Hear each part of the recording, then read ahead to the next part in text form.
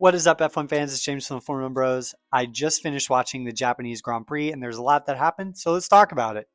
Thought it was a pretty good race overall. First off, congratulations to Kimi Antonelli. He is the first back-to-back Italian winner since Ascari and the youngest ever driver to lead the World Championship. So well done, Kimi Antonelli.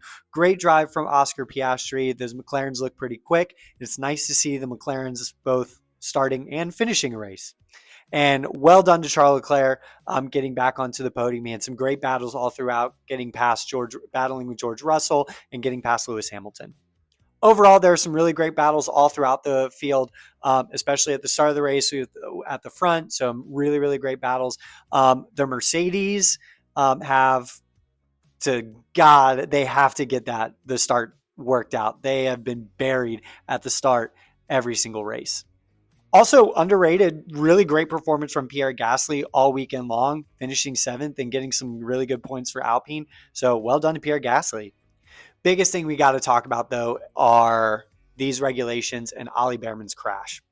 First off, I mean these regulations are proving to be dangerous, just like everyone else said. The closing speed that Ollie Behrman approached Colapinto at was insane. Colapinto didn't have enough time to react to how fast Ollie Behrman was closing, and Ollie Behrman barely got out of the way. It also sounded like the commentators were blaming Colapinto for the crash when clearly he's coming around a corner. Ollie Behrman is closing very quickly, and when you're looking behind you, you don't have the time to react to that. I don't care how good of a driver you are. That's so incredibly dangerous. And many of the other drivers have said this. Lando Norris saying that, this crash happened, but there is going to be far more dangerous crashes. It's not if, but when. And first off, I want to say it totally was not Colapinto's fault. It was not his fault at all. And my whole thing with this is like, what are we going to do at tracks with incredibly long straightaways? I mean, these cars are deploying their battery at different rates. Some of these cars are going to get halfway through the straightaways that say, Las Vegas, Baku, Qatar, and what are we going to do?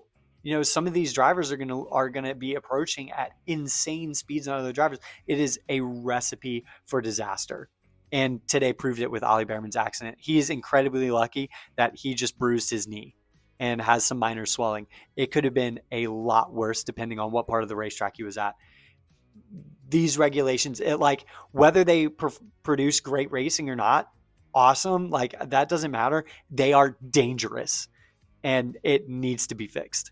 So overall, pretty good race, but yeah, the regulations, it's only getting worse from here.